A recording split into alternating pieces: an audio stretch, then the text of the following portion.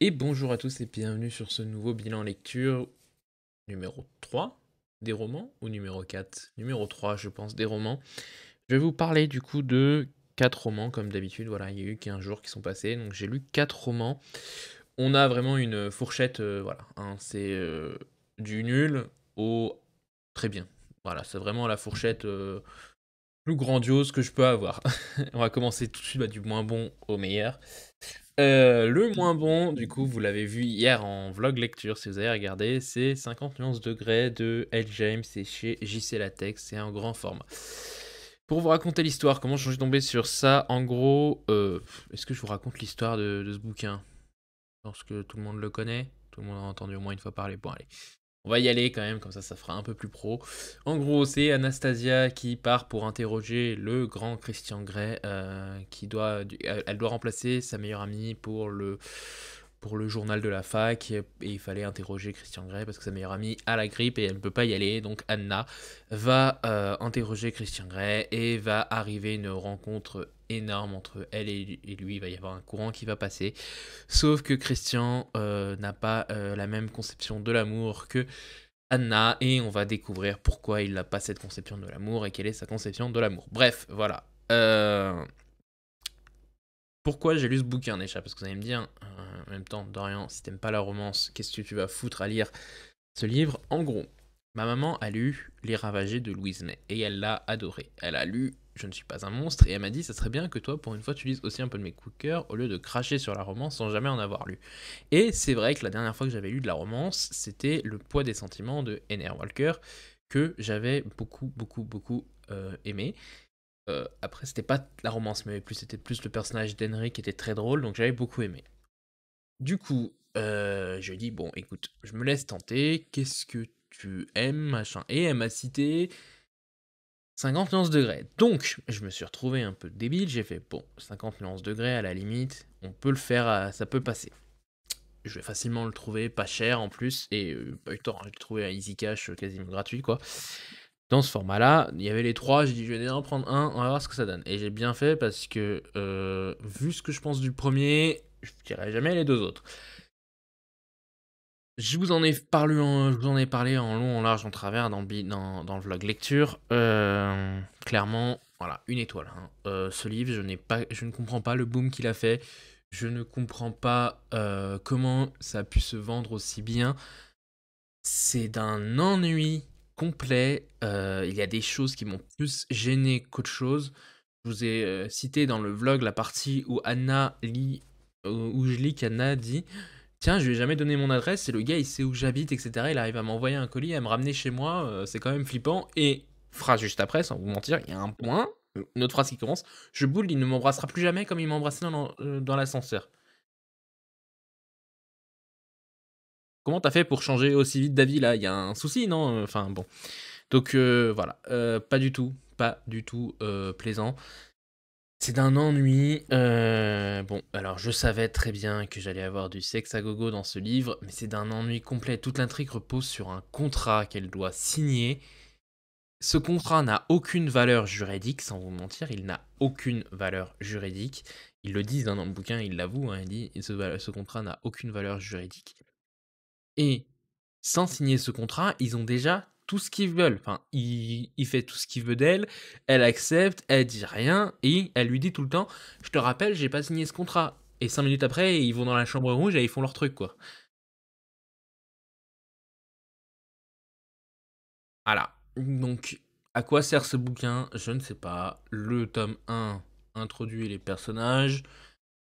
OK, d'accord, on n'en sait pas plus sur le passé de Christian. On a des bribes d'informations qui viennent, mais fallait faire une trilogie, donc si je te donne tous les éléments dès le début qui peut être intéressant, ça ne te sert à rien. Je sais même pas si dans le tome 2 on en apprend plus sur le passé de Christian, ou si dans le tome 3 on en apprend plus, mais en tout cas, dans ce tome 1, vous savez qui est Christian, vous savez qui est Anna, vous pouvez directement passer au tome 2, quoi, parce que le tome 1 ne sert strictement à rien. Le film vous explique déjà toute la relation, si vous avez vu le film, vous n'avez pas besoin de lire le bouquin. Et je dois vous avouer, si vous savez déjà qui est Christian, qui est Anastasia, sans avoir vu le film, sans avoir vu le bouquin, que vous saviez leur portion à tous les deux, vous pouvez passer tout de suite au tome 2, parce que le tome 1 n'apporte rien. Voilà. il apporte juste des scènes de sexe en plus, quoi, parce qu'il y a des scènes de sexe qui qui ne sont pas dans le film et qui sont là et qui, je trouve, sont encore plus gênantes parce que justement, elle n'a pas signé ce contrat et qu'en plus, il y a un passage qui est assez gênant quand même parce qu'elle dit qu'elle a peur de lui, mais qu'elle l'aime quand même. Le gars lui fait peur, mais ça lui fait plaisir. Il y a un truc que j'ai pas compris. Donc voilà, il y a beaucoup de choses qui m'ont paru quand même extrêmement gênant.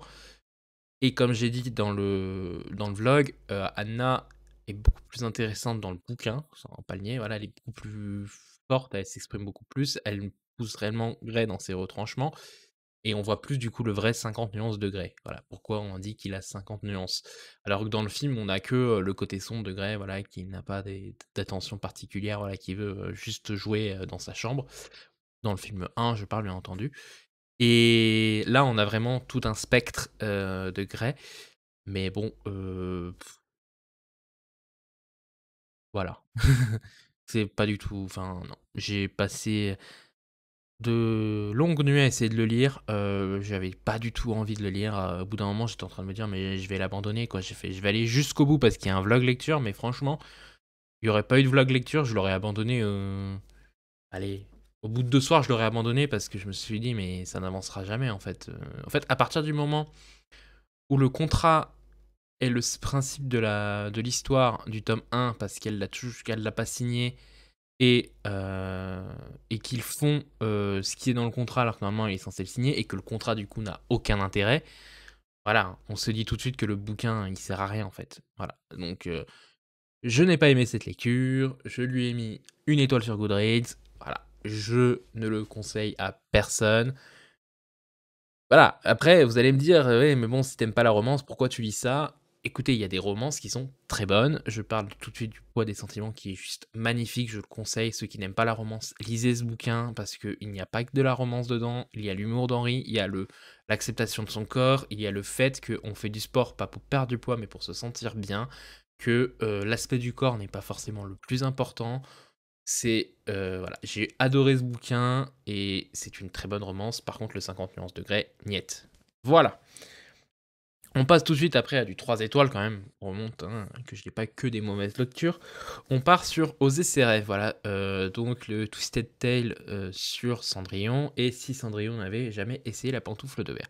Alors ce bouquin, il a eu la malchance de passer en premier dans les Twisted Tale et il a eu la malchance des mauvais échos, en fait, que j'en ai eu. Pas des mauvais échos, mais les gens en ont dit comme quoi c'était beaucoup plus mature, et cetera, que c'était plus pour un public jeune adulte ou voilà, qui est au lycée. Alors, va falloir m'expliquer en quoi on le conseille aux jeunes adultes, mais je vais vous en parler juste après. Donc, c'est Oser serrer Twisted Tale de la collection Hachette Heroes par Elisabeth Lynn. L'histoire, c'est très simple. Cendrillon, on reprend dans le Disney au moment où elle est en train de danser avec le prince Charles au bal et qu'elle doit partir parce qu'il y a les 12 coups de minuit. Donc elle s'échappe, elle se retrouve chez la mère Trémène. La mère Trémène comprend que c'était elle, la fille, qui doit tester la pantoufle de verre et qui va être la princesse. Sauf que la mère Trémène l'enferme dans sa chambre, qui est dans la plus haute tour de la maison. Et dans le Disney, les souris arrivent à récupérer la clé de la mère Trémène, d'ouvrir la porte, et du coup, elle arrive à s'échapper, à tester la pantoufle, et elle vit heureuse. Sauf que dans ce bouquin, les souris n'arrivent pas à récupérer la clé et à ouvrir la porte. Évidemment, parce que ce sont des souris. Donc, Cendrillon se retrouve enfermée dans cette maison. Elle n'a pas pu tester la pantoufle de verre. Donc, voilà, elle est coincée. Et en plus, sa mère Trémène lui dit: «Ma petite cocotte, pour que tu me poses plus de soucis, je vais te vendre». Et du coup, Cendrillon, elle est vendue, sauf qu'elle arrive à s'échapper de son maître. Je sais pas si on peut réellement dire maître, de son kidnappeur, même si c'est pas un kidnapping, je sais pas trop comment on peut le qualifier.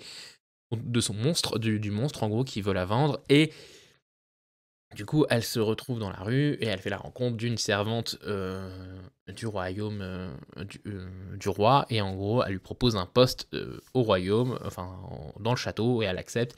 Et de fil en aiguille, elle va retrouver le prince, etc. Et je vous laisserai découvrir la suite dans ce bouquin. Ce qui m'a énormément gêné, comme je vous ai dit, c'est que moi, je m'attendais à quelque chose de beaucoup plus mature.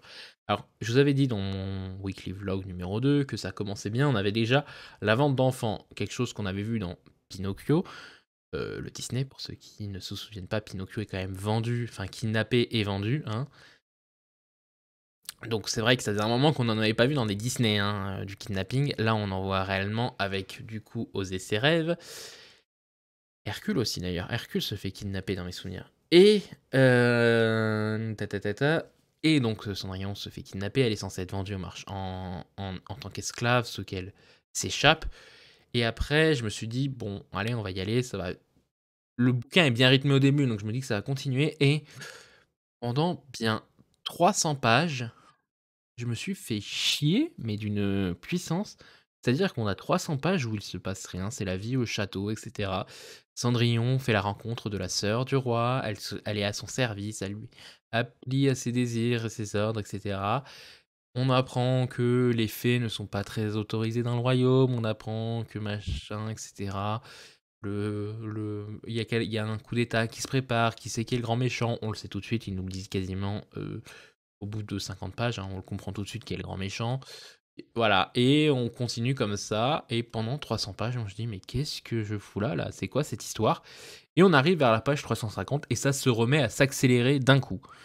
Alors, j'ai horreur des bouquins qui sont comme ça, c'est-à-dire que on a un coup de pression, on a un plateau, et on a un nouveau coup de pression. Au bout d'un moment, voilà, faut soit raccourcir ton bouquin, soit faire quelque chose là, parce que je peux comprendre que parfois, coup de pression, puis coup de lenteur, coup de pression, puis coup de lenteur. Mais si ça dure 300 pages, au bout d'un moment, c'est les 3/4 de ton bouquin, faut que tu fasses autre chose, quoi. Parce que là, le bouquin, il fait 400 pages, j'ai adoré les 50 premières pages, j'ai adoré les 50 dernières pages, j'ai détesté les 300 autres. Au niveau ration, c'est pas très beau. Et après, voilà, j'ai fini ce bouquin, je l'ai laissé passer, je l'ai digéré. D'ailleurs, je vous ai pas dit, je l'ai pris pour le mois de février, du coup, pour la lecture commune du groupe Il est bien ce livre, où en gros, c'était avoir du rose sur la couverture. Je pense que, hein, je rentre dans le thème. Et donc, voilà, on a ça. Et comme je vous dis, le plus gros problème qu'a souffert ce bouquin, maintenant que j'en ai digéré, c'est que je me suis dit, certes, je me suis ennuyé dans ma lecture, mais est-ce que je me suis pas ennuyé dans ma lecture parce qu'on m'avait dit, les Twisted Tales, c'est beaucoup plus mature, c'est bien mieux, etc. Alors que franchement, ce bouquin, je vous le ferai lire à un gamin, allez, de 13 ans peut-être. Voilà, 13 ans, ça pourrait lui plaire. Comme les Disney vilains. Certes, il y a un peu plus de coups d'état, de poison, etc., d'affaires d'empoisonnement, mais c'est pas non plus, voilà, on n'a pas des massacres d'humains, à Perle-Lagogo, quoi. Et j'ai vraiment eu l'impression de lire ça. Voilà, c'est tout ce que j'avais à vous dire. Vraiment eu l'impression de lire un truc, voilà, qu'un gamin de 13 ans pourrait apprécier, fan de Disney, voilà, une autre version du conte de Cendrillon. Ça se lit vite, hein, c'est écrit hyper gros. Voilà, c'est écrit hyper gros, ça fait 400 pages, mais ça se lit en 4 heures, quoi, pour tout vous dire. Moi, je lis à peu près 50 pages par heure, et là, je tournais à peu près sur du 100 pages par heure, parce que, enfin, c'est tellement écrit gros, tellement espacé, les textes, voilà, hein, il y a de quoi faire. Mais voilà, c'est dommage, parce que ce bouquin, il a vraiment souffert, en fait, de la réputation que les gens donnent au Twisted Tale, en disant: «C'est beaucoup plus mature», mais même Hachette le fait, hein. Même Hachette dit: «Pour des gens qui sont fin de collège, début lycée», bon, 13 ans, tu me diras. Non, 13 ans, c'est plus mi-collège quand même. Tu plus en 5e, 4e. Mais enfin voilà, je leur ai fait lire plutôt en 5e, 4e. Je le ferai pas lire à un gars au lycée. Il va lire ça, le gars, il se fait chier, quoi.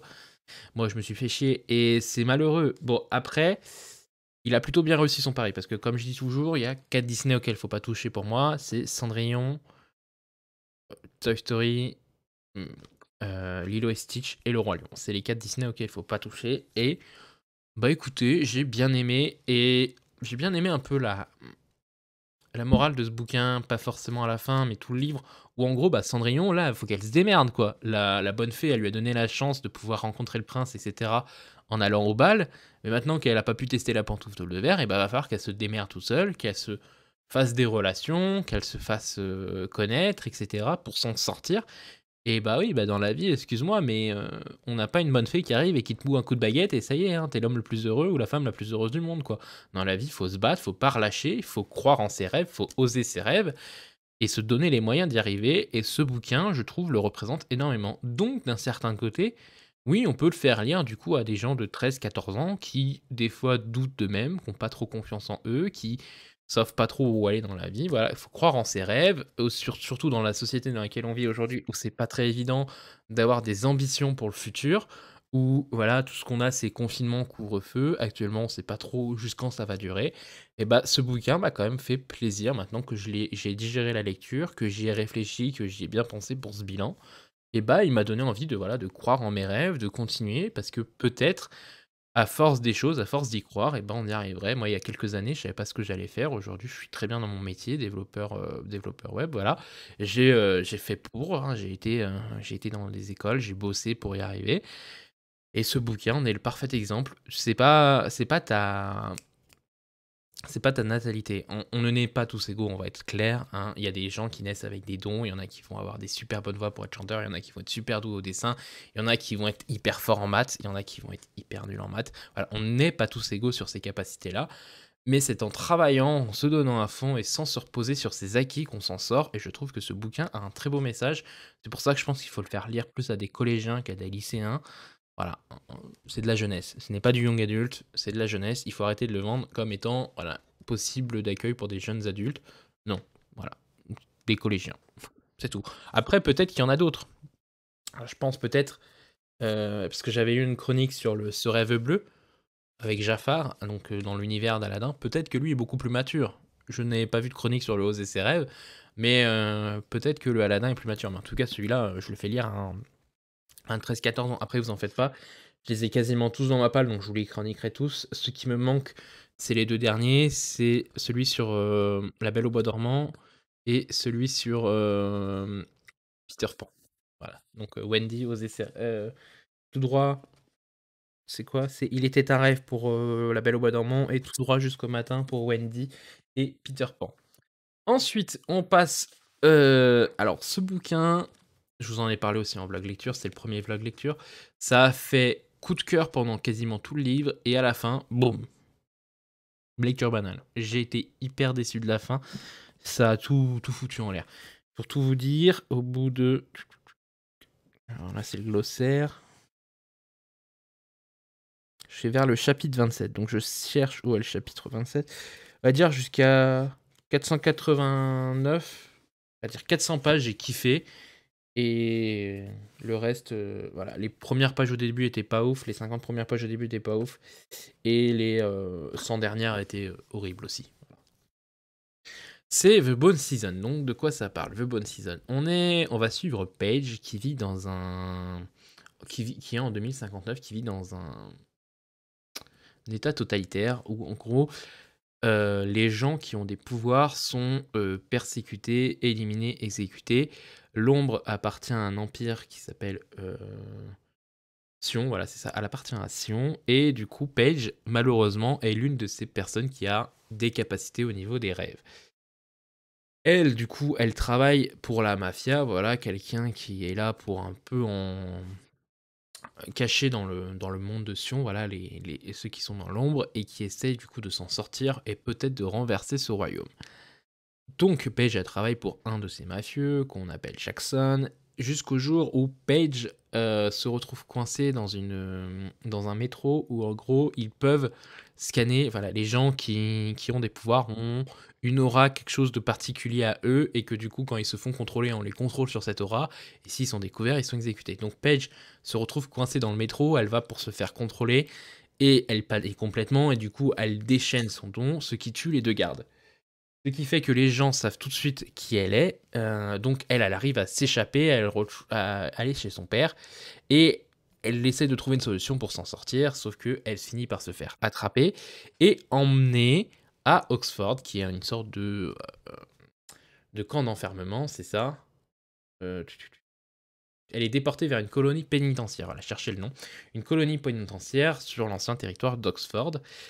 Et on apprend, en fin de compte, donc ça je vous le dis pas, hein, c'est écrit dans enfin je vous spoil pas, c'est écrit dans le résumé, on apprend qu'en fait Sion est manipulé par une autre société encore plus puissante qui est dirigée par les Refine et qui s'appelle Sheol, voilà, Sheol.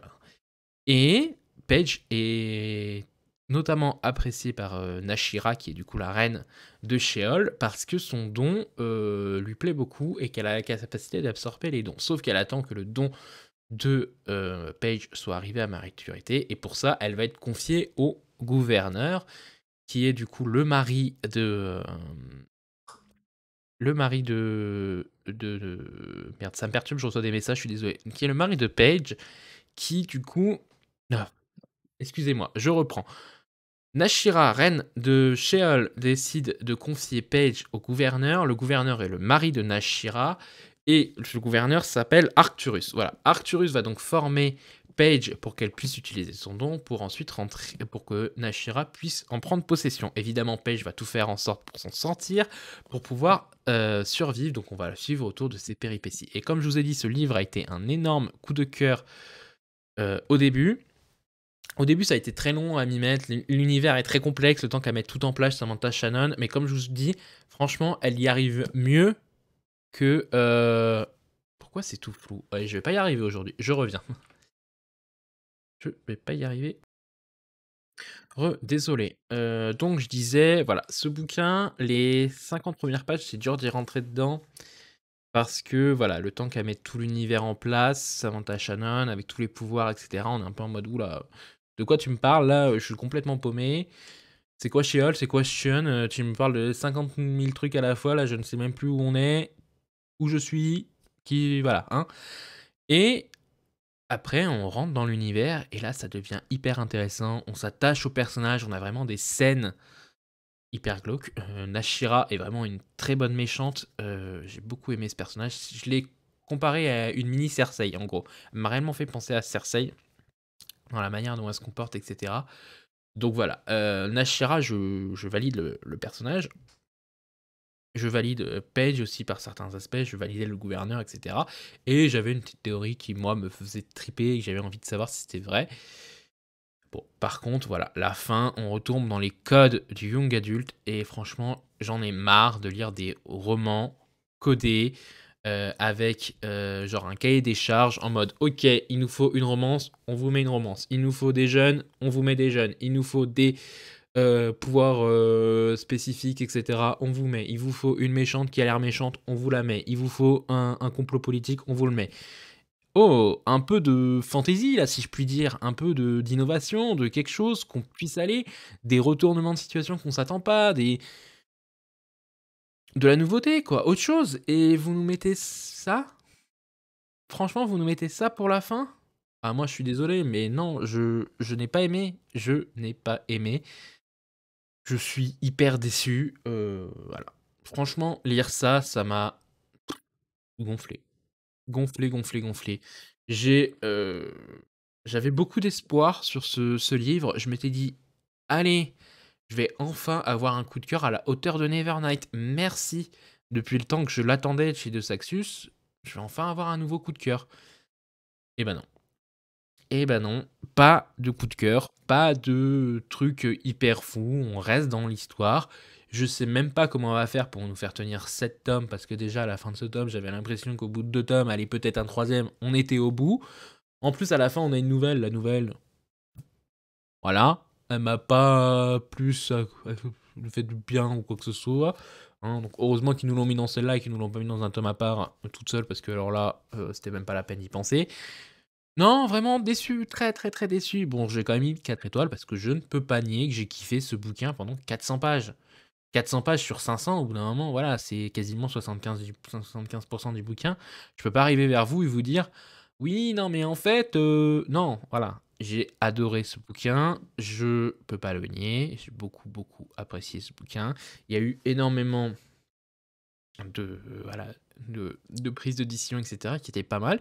Il y a juste la fin, elle nous l'a écrit en mode voilà. Et puis, enfin, pour nous justifier ça, elle nous fait une ellipse d'on ne sait combien de temps, parce que du coup, on apprend à la fin du bouquin que ça a duré 6 mois. Excusez-moi, mais quand j'ai lu les pages, j'ai l'impression que ça a duré 3 semaines, quoi. Donc d'un côté, c'est qu'il y avait un rythme quand même assez haletant. Mais j'ai compris pourquoi elle nous a dit que ça a duré 6 mois, parce qu'il y a eu une putain d'ellipse en plein milieu du bouquin, et du coup, ça justifie la fin. Pardon? Moi, ça ne marche pas. Je suis désolé, ça ne marche pas. Je n'ai pas du tout aimé ce bouquin. J'ai adoré le faire en lecture commune, du coup, avec des groupes de la liseuse compulsive. Voilà, moi, je faisais partie du groupe 1. Je crois qu'il y avait à peu près 6 groupes de 10 personnes à peu près. Moi, je faisais partie du groupe 1. Donc, j'ai pu échanger avec des gens et des théories. C'était très bien. J'ai bien aimé. Moi, j'ai dit que par contre, je ne participerais peut-être pas à la deuxième lecture commune parce que, en fait, je mettais du temps à rentrer dedans et que quand j'étais dedans, fallait que je me coupe parce qu'elle avait limité par un nombre de chapitres pour qu'on soit à peu près tous au même rythme. C'est en gros, le lundi, on devait lire du chapitre 1 à 5 et le mardi, on pouvait spoiler les chapitres d'avant pour qu'on puisse en discuter tous ensemble. Donc c'est très bien, sauf que quand tu mets du temps à rentrer dedans et que, pour vous prendre l'exemple du chapitre 1 à 5, si vous mettez 3 chapitres à rentrer dedans et que quand vous êtes dedans, vous n'arrivez plus à lâcher, mais vous devez vous stopper parce que vous devez vous arrêter au chapitre 5, voilà, la frustration est présente quand même. Donc du coup, bah, j'avais plus envie de lire à côté. Et j'ai décidé que du coup, voilà, c'était très bien. J'ai beaucoup aimé discuter avec les gens. Mais clairement, voilà, je ne retenterai pas l'expérience de ce genre de truc-là, quoi. Quand tu mets du temps à rentrer dedans, c'est compliqué. Quand tu es à fond dedans, tu veux savoir. Là, le mois prochain, je refais à peu près une LC de ce même genre, mais seulement avec Audrey de Hippolar Noir. Du coup, on va se lire Envers et contre Tom. Mais voilà, ça va être 50 pages, à peu près 50 pages par jour. On va dire que c'est peut-être un peu moins frustrant parce que là, déjà, tu mets énormément de temps parce que c'est un univers de fantastique, fantasy, etc. Faut que tu te remettes. Ok, donc il y a ces pouvoirs, il y a ces machins, il y a des mots spécifiques, il y a un glossaire à la fin pour t'expliquer les pouvoirs, les mots spécifiques, les créatures, etc. Là, envers et contre Tom, on va être dans la réalité. Ouais, donc ça va peut-être plus simple d'abord de rentrer dedans. Là, dans celui-là, voilà, ça y est, j'y suis. Ah merde, faut que je m'arrête. Bon, on va attendre le lendemain. Ah putain, ça y est, je suis arrivé, merde. Bon, voilà, compliqué, compliqué et puis enfin, je vais pas le nier, je le sais que c'est ça parce qu'il y a eu le vendredi soir, du coup, il y avait le live de Séverine et du coup, j'avais pas lu et le samedi, j'ai lu ma partie du vendredi soir, du samedi et du dimanche et j'ai kiffé, hein, de lire. Bon, même si la fin était nulle à chier, mais j'ai kiffé de lire tout, voilà. J'étais dedans, je me sentais bien et là, bah, voilà. Dommage, mais en tout cas, merci Liseuse Compulsive, tu m'as fait sortir de ma palle, c'est déjà ça. Ah oui, et aussi j'hésitais à l'acheter en hardback, mais du coup, vu la déception de la fin, voilà, je vais le garder en paperback et la suite restera en paperback pour moi. Et pour finir, alors oui, je reviens aussi pour cette partie. Voilà, donc du coup, je vous ai sorti l'image de la couverture ici, là. Voilà, vous la voyez. Elle est en grand normalement, vous ne pouvez pas la louper. De Nos corps étrangers de Karine Joachim chez la manufacture du livre dans mes souvenirs. Je vais vérifier ça quand même au cas où je me plante, mais je crois que c'est la manufacture du livre. Puff, puff, puff. Manufacture de livres, la manufacture de livres, ok. Et voilà, moi je l'ai lu sur liseuse et vu que l'image sur liseuse est toujours pas très ouf, j'ai préféré voilà, mettre l'image là. Alors, moi voilà. Séverine a ses slips quand c'est des bouquins qu'elle a surkiffé et elle l'utilise pour dire aussi, voilà, 90% des gens qui le liront vont adorer. Moi, je vais appeler ça un arrache-cœur. C'est-à-dire que c'est un bouquin, c'est plus qu'un coup de cœur pour moi. C'est vraiment, il m'a arraché le cœur et il fera partie, je pense, énormément de mes top 10. Sauf si vraiment j'ai eu 15 arrache-cœur. Bon, ça arrive pas non plus tout le temps. Là, pour le moment, j'en ai eu un par mois. J'en ai eu deux en tout. On est en février. Et voilà, Nos corps étrangers. Nos corps étrangers, on va partir sur de la littérature blanche, hein. C'est un contemporain tout à fait basique au début et plus on avance, plus on est tiré sur le noir. Karine Joachim, du coup, voilà, de Nos corps étrangers, on va suivre l'histoire d'une famille de 3 personnes, donc de Stéphane et Elisabeth, qui sont le père et la mère, et Maëva, qui est la fille. En gros, ils ont vécu dans Paris pendant quelques années, pendant des années, et du jour au lendemain, ils décident de déménager pour recommencer une nouvelle vie. On va apprendre pourquoi ils ont décidé de déménager, pourquoi ils ont besoin de recommencer une nouvelle vie, tout au long du bouquin et on va suivre ces trois-là, on va suivre leurs pensées, leurs évolutions, comment ils réagissent à certains événements, que ça soit au niveau psychique ou au niveau corporel, comment ils réagissent à tous les événements qu'ils vont rencontrer. Et on va avoir des petits éléments, voilà, par-ci, par-là, qui nous préparent à la fin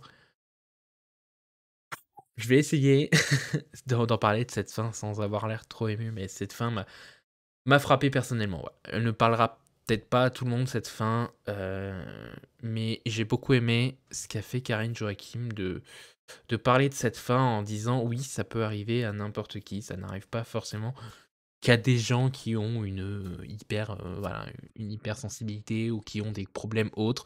Comme a dit Séverine, à des cassos aussi parfois. Non, ça arrive ça peut arriver à n'importe qui, voilà, et je remercie du coup Séverine d'en avoir parlé, mais aussi Katia de encore un livre, voilà, d'en avoir parlé, de m'avoir donné envie de l'acheter.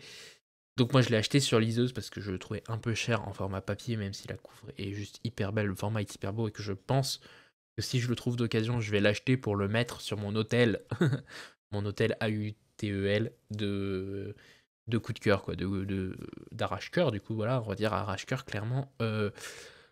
La plume de Karen Joachim est hyper belle. Alors moi, quand je vous en ai parlé sur le live de Séverine, je vous avais dit que voilà, j'avais commencé à le lire un peu c'était un pour tout vous dire, ce bouquin a été lu en un jour quoi, aussitôt commencé, aussitôt fini quasiment. Donc en gros, ce qui s'est passé, c'est que voilà, je commence à lire, après, 20 du bouquin, puis j'ai bon, il est l'heure d'aller faire à manger, donc je vais faire à manger et tout. Puis je me dis: bon, c'est bien, mais je m'ennuie un peu quoi, il faut que ça bouge un peu quoi». Lire, les aventures de Elisabeth, Stéphane et Maïva, voilà, il y a des choses un peu spéciales qui se produisent, mais c'est pas non plus, voilà, lire, ce qui peut se passer dans la vraie vie, ça m'intéresse pas, quoi. Autant que je lise une autobiographie ou une biographie, quoi. Et je sais pas ce qui s'est passé, donc je me mets à manger et tout, puis je commence à lire et puis, voilà, j'ai l'impression que genre il est pas tard, puis je regarde l'heure, il est 22h30. J'ai lu de 20 à 90 du bouquin sans m'en rendre compte. J'étais absorbé complètement dedans. C'est-à-dire que j'ai pas vu le temps passer. J'ai l'impression que j'ai pris un Tardis, une faille spatio-temporelle, je suis passé par la porte des étoiles, je sais pas, trouvez-moi une excuse que vous voulez, mais j'ai lu 70 du bouquin sans m'en rendre compte et cette fin, je ne pouvais pas lâcher le bouquin jusqu'à la fin. Juste cette émotion que ça m'a pris à la fin, ce soulèvement, quand on apprend toutes les choses, tous les indices qu'on avait jusqu'au bout et qu'on n'a rien capté et qu'on s'est laissé prendre. Et la plume de Karine Joachim qui est juste sublime quoi, qui même si voilà, je m'en suis ennuyé au début, la plume était tellement belle que j'avais envie de continuer pour faire vraiment mon avis et juste pour ça, merci beaucoup, beaucoup, beaucoup. Je vais suivre cette auteure énormément, cette autrice, je vais me reprendre cette autrice énormément, juste parce que, par rapport à ce qu'elle m'a fait vivre dans celui-là. Voilà, donc comme je vous ai dit, c'était un bilan des lectures vraiment, on est passé du plus nul au plus bon. Et ce livre-là, je le recommande à un maximum de personnes. Il est assez court, il fait 190 pages dans mes souvenirs. Non, 232 pages pour 19,90 €, voilà. Donc voilà, c'est quand même un prix, assez gros pour le nombre de pages, je trouve. Mais voilà, il a une très belle édition, voilà, la manufacture de livres ne se fout pas de nous. C'est le cas de le dire au niveau de l'édition et Karen Joachim, sublime, sublime, sublime, sublime. J'ai hâte de voir son prochain bouquin. J'ai hâte de le lire. Voilà, je suis encore, tout ému de penser à ce bouquin et je pense que même quand je vous en parlerai dans mes tops à la fin de l'année, je serai tout autant ému en repensant à ce bouquin, en repensant à cette histoire, à cette plume, à cette famille. Les personnages me hantent encore. Voilà, surtout, voilà, on a un personnage un peu donc on a pu en parler un peu avec, Manon de Vibration littéraire, parce que Maëva va au lycée ou au collège, je sais plus. Bref, elle va en cours et elle rencontre, voilà, elle a dans sa classe un enfant qui a le syndrome de Gilles de la Tourette et disons que, voilà, je me suis posé certaines questions et pendant le live de Séverine, Manon a pu répondre à mes questions. Donc du coup, ça m'a fait très plaisir de me rendre compte que oui, enfin, voilà, il y a des choses, voilà, comme ça qui se produisent. Alors Manon se l'est procuré, elle va le lire bientôt. J'ai hâte d'avoir son avis, surtout de psy derrière par rapport au syndrome du Gilles de la Tourette parce qu'il est vraiment impressionnant quoi et c'est et puis ça fait grandir aussi parce que voilà, vous lisez, Karine Joachim a su nous faire ressentir tout ce que ressent, cet enfant quoi, ce pauvre enfant qui l'a pas voulu, ce syndrome qu'il en veut pas de cracher des insomnités, d'être des insanités, d'être aussi, affecté. Il a rien demandé, il veut vivre normalement comme les autres. Malheureusement, sa maladie l'en empêche, quoi, et Karine Joachim a tellement, tellement bien écrit les choses, mais c'est fait avec une pudeur, mais une splendeur aussi en même temps. C'est voilà, même s'il y avait pas eu cette touche à la fin qui m'a touché personnellement, je rien qu'en y repensant à tout cet aspect psychologique qu'elle a réussi à mettre au point avec tous ces personnages et tous les personnages qu'elle a mis en place sont extrêmement bien travaillés. Punaise, comment on peut ne pas acclamer un bouquin comme celui-ci là, que je vous montre là, Nos étrangers et Karine de Joachim, et faire que ça devienne un best-seller quoi? Comment? Où est le rapport? On peut pas voilà, il y a des injustices dans le monde du bouquin et ça, c'en est le parfait exemple. Il faut parler de ce bouquin, il faut que des gens le lisent, il faut qu'il remporte des prix de littérature, il faut que mon Dieu, mais faites-le lire au lycée au lieu de nous faire lire des trucs qui sont dépassés depuis des années, qu'on n'a rien à faire des pièces de Molière, et cetera. Moi, on m'a fait lire des bouquins que j'ai envie d'oublier et que j'ai oublié heureusement, mais des bouquins et des bouquins, moi, on en a fait bouffer, des bouquins qui voulaient rien dire, qui ne m'apportaient rien dans ma vie. Putain, on m'aurait fait lire un bouquin comme ça, j'aurais été l'homme le plus heureux, j'aurais appris, j'aurais compris certaines choses, certains côtés humains, ça m'aurait fait grandir dans la vie et merde quoi, lisez Karen Joachim, lisez Louise May, faites lire des choses comme ça au lycée et arrêtez de nous faire lire, vos trucs qui sont dépassés depuis l'Antiquité, merde. Ah, non, je suis désolé, mais il y a des trucs, genre, on nous fait lire des bouquins en cours, après on se plaint qu'il y a des gamins qui n'aiment pas la lecture, mais quand je vois ce qu'on fait lire aux gamins, en cours et qu'on nous fait pas lire des trucs comme ça qui pourraient faire évoluer la société, parce que les gens comprendraient un peu les situations des autres, bordel quoi, merde, faites lire des bouquins comme ça. Je sais pas s'il y a des profs qui me suivent, mais expliquez-moi pourquoi aujourd'hui on nous fait lire encore du Molière, et cetera, qu'on nous abasourdit avec toutes ces métaphores et tous ces trucs qui sont censés représenter la société de l'époque, et cetera. Mais aujourd'hui, il faut vivre dans la société d'aujourd'hui, il faut qu'on évolue. En 2021, il y a encore des discussions de société qui ne devraient pas avoir lieu. Je suis désolé, comment on peut accepter qu'une fille de 13 ans soit consentante? Non, il y a des voilà, il y a des sujets, je suis désolé, je vais parler dans la politique, mais il y a des sujets qui peuvent être abordés dans des bouquins qui sont très bien abordés. Il faut faire lire ces bouquins pour faire comprendre aux jeunes aujourd'hui, et c'est en faisant lire qu'on va faire évoluer la société, en faisant comprendre aux jeunes tout de suite, voilà.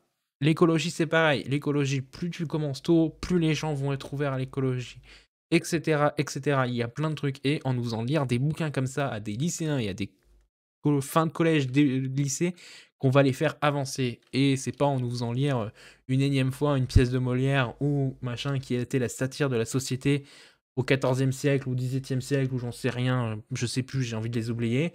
Voilà, non, aujourd'hui, il faut faire évoluer la société comme elle doit évoluer avec le respect des autres, l'acceptation de soi et tout ça. Et merci Karine Joachim de faire des super beaux bouquins comme ça. Merci Louise May et voilà, j'ai qu'une envie de vous dire, c'est qu'il faut continuer à lire ces livres-là. Je vous refais un panorama des livres. Heu, donc il y a 50 nuances de Grey, voilà, qui a été un best-seller, hein, qui a été, le livre le plus vendu en 2012, va savoir pourquoi. Oser ses rêves de Cendrillon, voilà, qui, je vous le dis, ne lise pas pour avoir l'impression de lire un livre young adulte ou un livre adulte, voilà. Lisez-le comme si vous aviez 13 ans et que vous découvriez la lecture et que vous vouliez revoir un de vos contes d'enfants, un de vos films d'animation d'enfants autrement, et ça se passera mieux que moi. Et The Bone Season qui clairement est là pour respecter un cahier des charges. Tout le bouquin est innovant et on a l'impression que la maison d'édition qui l'a édité ou la première personne qui est passée lui a dit non mais attends il te manque ça, que ça, et du coup elle les a ajoutés à la fin en mode allez hop vous me faites pas chier et vous me publiez mon livre. Et du coup le Karine Joachim qui est juste sublime, que je vous invite à aller acheter au plus vite pour que vous en sortiez grandi. Voilà, c'est tout pour moi, j'espère que ce bilan en lecture vous aura plu. On se retrouve du coup mercredi pour un bilan lecture manga et vendredi pour un bilan lecture comics, et sinon dans 15 jours pour un... Ah non, avant de vous quitter, je voulais vous parler aussi, mais bon, la vidéo va faire encore 3 quarts d'heure. Actuellement, dans ma palle, il me reste ces deux-là, plus Immortel de J.R. Dos Santos que je dois avoir. Pas loin en images, normalement, je sais plus. Bref, le JR dos Santos immortel. Et ma palle actuellement, comme je vous ai dit, là, j'ai eu quand même des lectures depuis le début février. Voilà, plus de déception que de plaisir. Et j'hésite énormément à la changer. Donc, du coup, j'ai discuté un peu avec des amis. Et du coup, j'hésite à intégrer, voilà, La Dame de Reykjavik, étant donné qu'il est hyper court. J'aurais besoin vraiment d'un bouquin qui va me faire redonner envie de lire, parce que là, ces derniers temps, j'avais plus trop envie de lire, hein. Surtout le 50 nuances degrés m'a un peu mis au fond. Donc écoutez, ce qui va se passer, c'est que je vais laisser une dernière chance à ce que j'ai dans la palle. Il y a Immortel, que je sais qu'il va être sûrement très bien. Gerardo Santos, il est connu pour faire des bonnes choses. J'ai celui-là qui me fait hyper peur, parce que voilà, je l'ai quasiment pas vu sur Booktube, du moins. Je ne l'ai pas vu sur des chaînes de confiance de Booktube où je sais que les gens donnent leur avis négatif, etc. Après, je suis pas non plus tout Booktube, donc si vous avez vu des avis de personnes qui vous semblent assez de confiance, dites-le moi. En tout cas, voilà. Je vais essayer de finir quand même ma palle, donc les 3 qu'il y a. Mais si vraiment je sens que en lisant le Tom Chatfield, ça ne va pas du tout, je vais directement ajouter celui-là, la faire changer un peu, et puis pas grave si j'irai pas jusqu'au bout. J'ai aussi Lisa Garner qui est en bonus, mais comme je vous ai dit, il est en bonus, il reste 14 jours pour le mois de février. Voilà, j'ai pas envie de me créer une panne de lecture de l'enfer à cause de livres, quoi. Voilà. Sur ce, on se retrouve, comme je vous ai dit tout à l'heure, là-bas, sur cette chaîne YouTube. Si cette vidéo vous a plu, n'hésitez pas à vous abonner. Et on se retrouve du coup très vite. À la prochaine. Bye tout le monde.